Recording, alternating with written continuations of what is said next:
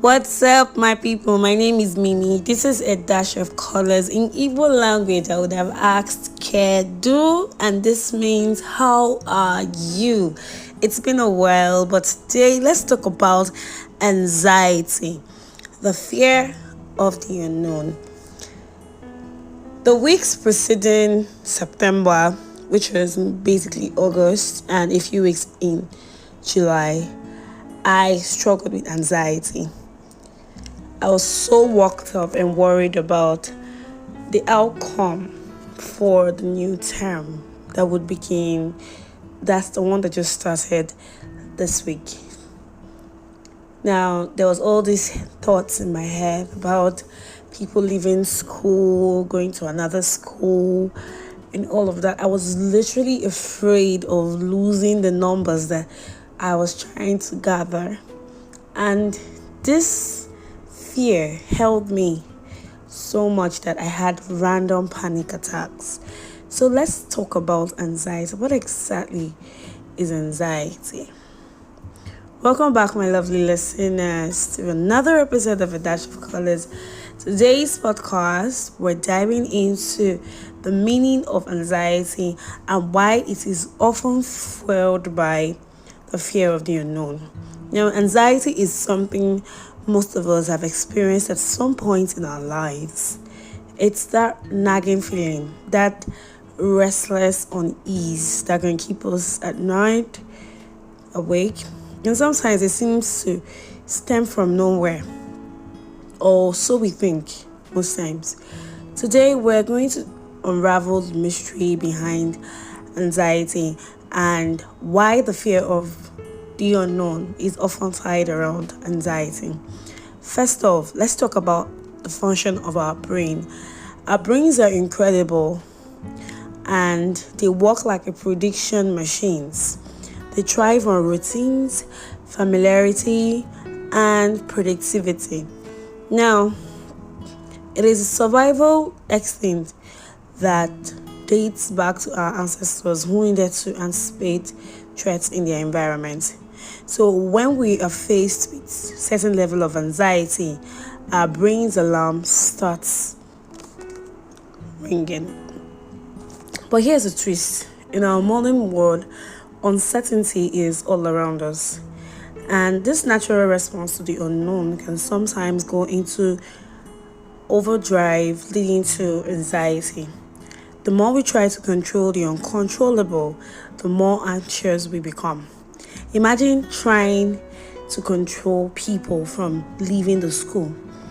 When I fully understand that people could change environment, they could leave from my locality somewhere else, they could be looking out for something else that I am currently not offering in my school.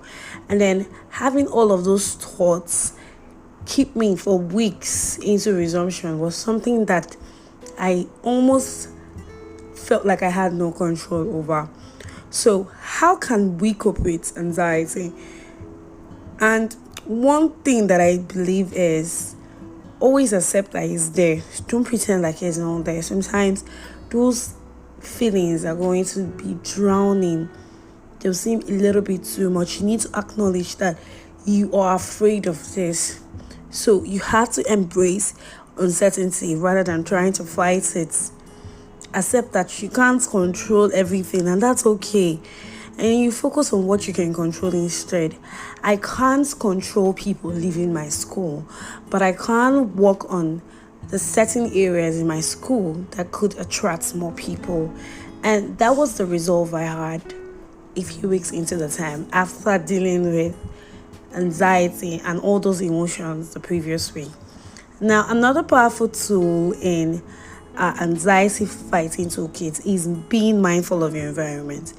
You have to stay present in the moment so that you can reduce the impact of uncertain thoughts about the future.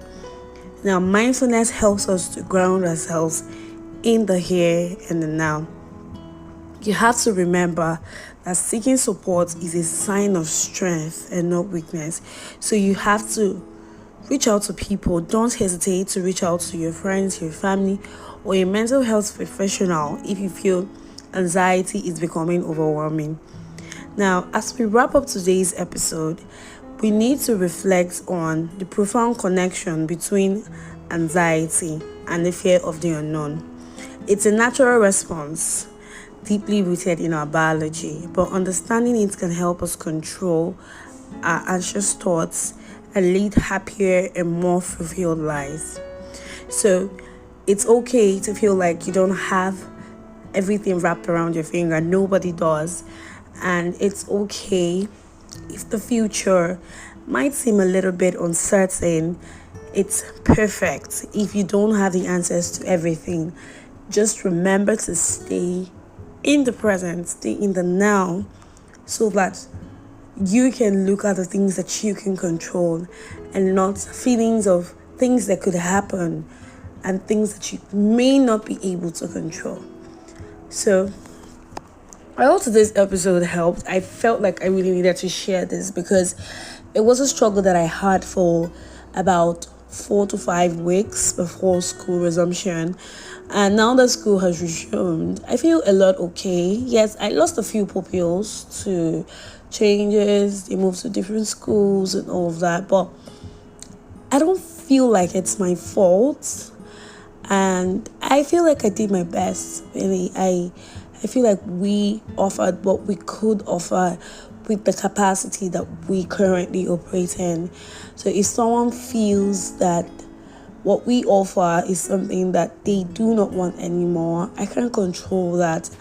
What I can control is ensuring that I pass my message across to people who may be interested in the things and the product that I'm currently offering. So I hope today's episode made sense. If you're struggling with anxiety, you are not alone. But I want you to remember that most times anxiety is as a result of obsessing over the future. So stay in the moment, stay in the present, and look at the things that are within your control. That should help. Thank you for listening. If you haven't subscribed to the podcast, please do not forget to do that and turn on the notification bell so that you will know when I upload episodes. My name is Mimi, and I'll see you next time.